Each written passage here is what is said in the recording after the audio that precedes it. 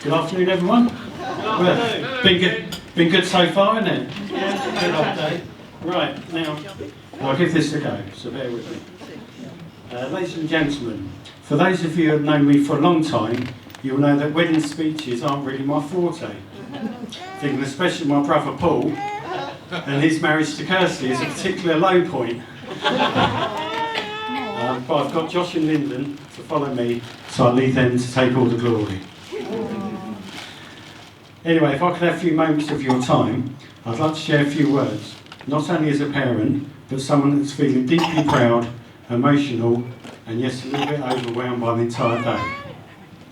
Gemma Rose Osgood, Juicy Gems. My daughter, where do I begin? Gemma's always been strong, not so much physically or outwardly, but in that quiet, oh God, my eyes are bad now, I can't see. But in that quiet, relentless way that shows up when things get tough. She's determined. When she sets her sight on something, you can be sure she'll get there. She's intelligent, razor sharp, thoughtful, and fiercely capable. And yes, she's stubborn. Let's not pretend otherwise. But it's her very stubbornness that has always fueled her spirit. It's part of what makes her who she is. It's her fire. It's what pushes her through late nights, tough decisions, and years of hard study, all culminating in one of my proudest moments, watching her walk across the stage in London to receive her law degree last year. I'm also reminded of when Gemma used to walk to Rose Green Junior School. She would always give me a call on her way there. And it was my job, do you remember this? It was my job to guess whether she'd walk down Lenora or Buckland Drive. Gemma could never work out how 9 times out of 10 I guessed correctly. Unfortunately for her, I soon realised that she would alternate each day, but I often accidentally guessed the wrong way, just to make her feel better. And then came Lyndon. Lyndon Osgood. What a man. Calm, caring, supportive and thoughtful. He's someone who not only stands beside Gemma, but lifts her up. He's the kind of partner every parent hopes their child will find. Someone who sees them, truly sees them for who they are, and loves them all the more for it. Lyndon's not just an incredible guy, he's excelled professionally too, in his role as a mechanic in the fire service.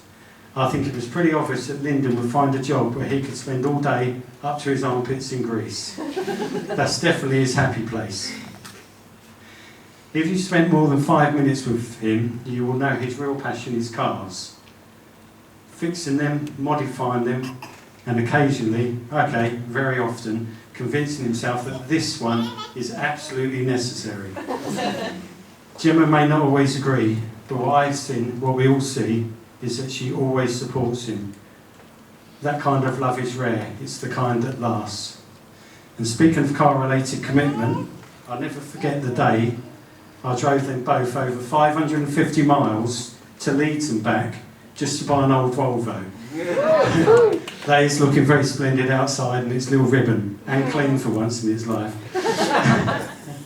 I guess we all go the extra mile for things or the people we care about. That's what today is all about, going the extra mile together.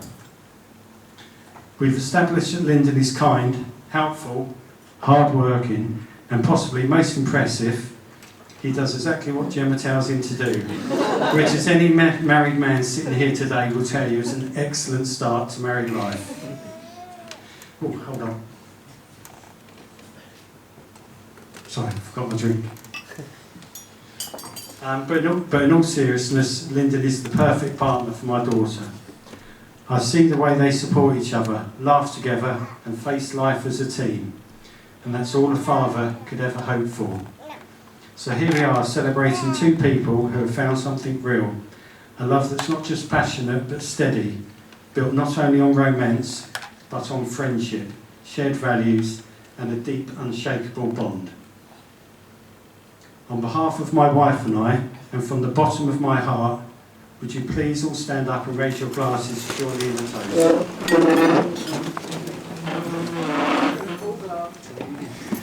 Gemma and Lyndon, may your days be filled with laughter, your nights with peace, and your years full of love. To Gemma and Lyndon.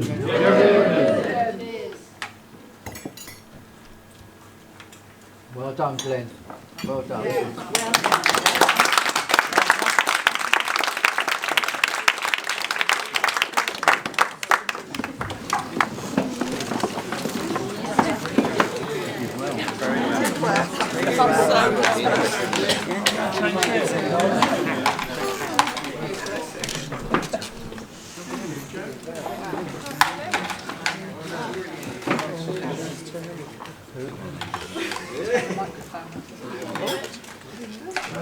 I'd like to start saying thank you to everyone for joining us. Thank you to Glenn for your speech. That was really nice. I'd like to give a special thank you to the bridesmaids for helping Gemma look so beautiful today. They've done a great job. She's been very calm all morning as well, which is good. Panic attacks. And you've all been such good friends to her over the years. And yeah, it's really nice to see. I'd also like to thank my mum, along with Glenn and Joe, for their supportive all over the years and welcoming each of us into the families. They've always been great. You know, as Glenn said, Joe was always a Leeds car. That seemed like a good idea at the time. I want to give a special thank you to my best man Josh. He's been my best friend since we were about 12. We got on very well from the first time outside of French class. We both had tech decks, which are the little miniature skateboards. I've had these ones made with our best man and groom written on them. There's a bit of a momentum. We would always hang out at break time and play basketball at lunch, and then we'd go home and then we'd sit on the computer all evening playing games together. Josh has always been there for me in my life and looked out for me. He's been there in some of the hardest times, and whether we talk every day or every 6 months, he's always there, and he'll always answer to me if I send him a message. I'd finally like to thank Gemma for everything she does for me. She's always been supportive of my hobbies and interests. As most of you know, Gemma and I met at college. We had mutual friends, and that led to us sort of getting to know each other. And then we became a couple. Over the years, my interests have merged into ours, and we often go to air shows together and car shows. I'm not sure if she enjoys them yet or not. She just goes along with it. But yeah, she's been very supportive of all my car hobbies, which haven't always been good ideas, but yeah, here we are, I suppose. The day that Gemma said that she would like her own old Volvo was the day I realised that she was the best thing that's ever been mine. It wasn't long after that I asked Glenn for his blessing to propose to Gemma on a morning out that she actually planned for us to go to Goodwood together for a breakfast club, and she wasn't convinced that I'd ask him, but I did. And almost a year later, when I did ask her to marry me, which was really impromptu and not planned, I didn't have a ring even. It just sort of happened. She didn't believe that I'd asked him for the permission, and I said I have, and she wouldn't have it. She would not have it. I thought you had forgotten you'd asked me. Yeah, it was quite a while before. But the moment felt just so right. I knew I wanted to spend the rest of my life with her, because it's the kind of love that you only find once in a lifetime. I wouldn't be where I am in life without the support she's given me over the years, and I'm so glad that I'm getting to build my life with her now and forever. So I would like to raise a glass to Gemma and our future together. Happily ever after.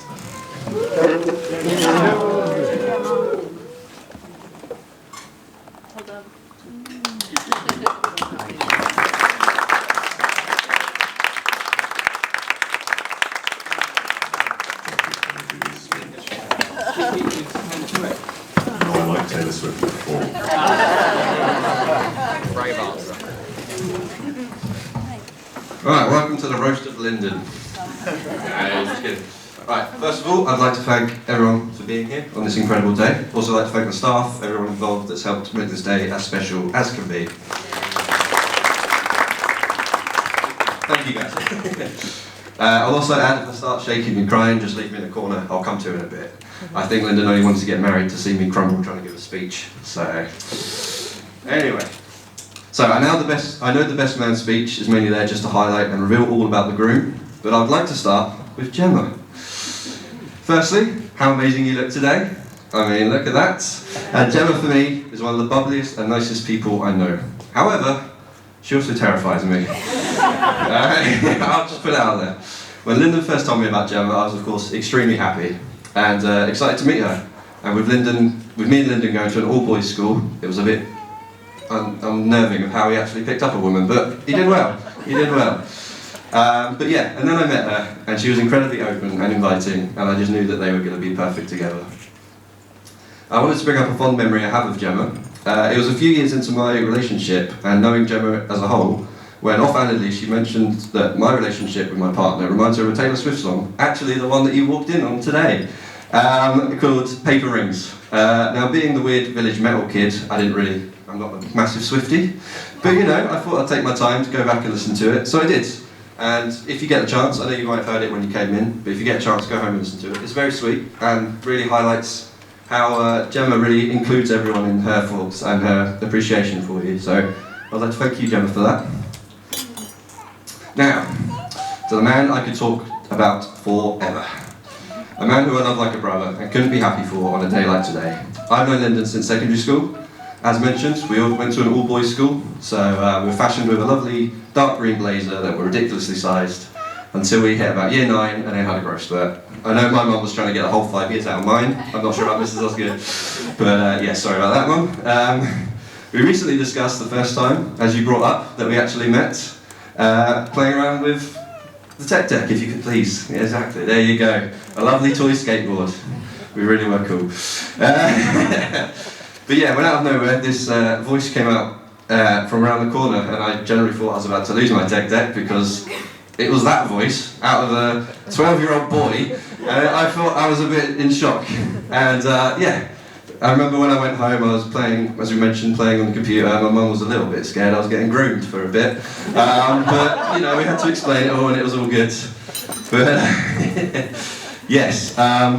So yeah, and then he spoke to me, and it kind of clicked, and I was like, okay, that was him. And then yeah, and then he whipped his out. His tech deck. His tech deck. Again, yeah, the word cool wasn't exactly linked with our names, but for me, Lyndon was the coolest kid I'd ever met. From the moment on, it would be unnerving if we didn't spend at least 10 hours talking to each other a day, as mentioned, coming into school. Because we were in the ungifted and talented together, trying to spell every day, bless us. It wasn't great. But yeah, and then riding home, and then again, jumping straight onto the computer and just spending ridiculous amount of times doing nothing, really. But yeah, throughout the years of knowing Lyndon, it has been an absolute pleasure seeing him grow into the man that he is today. And I know one incredible person that unfortunately couldn't be here today that would be just as, if not more proud than I could ever be. And that is, of course, Lyndon's father, Aubrey Osgood.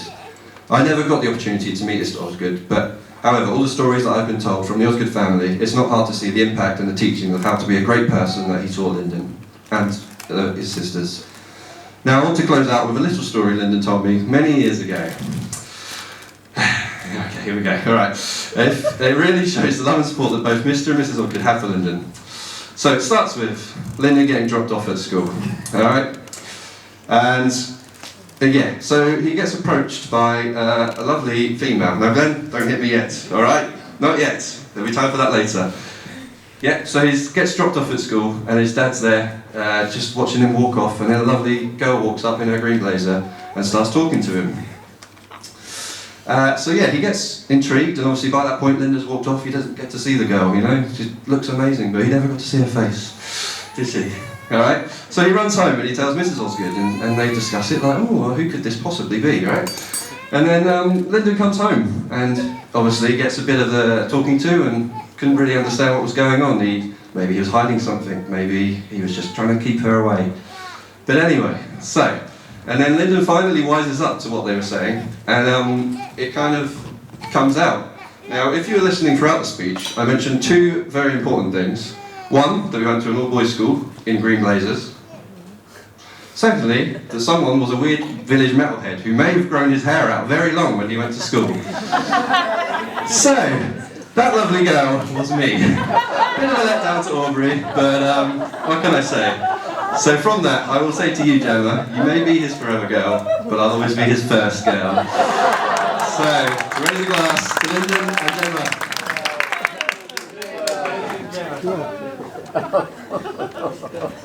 Thank you, everyone.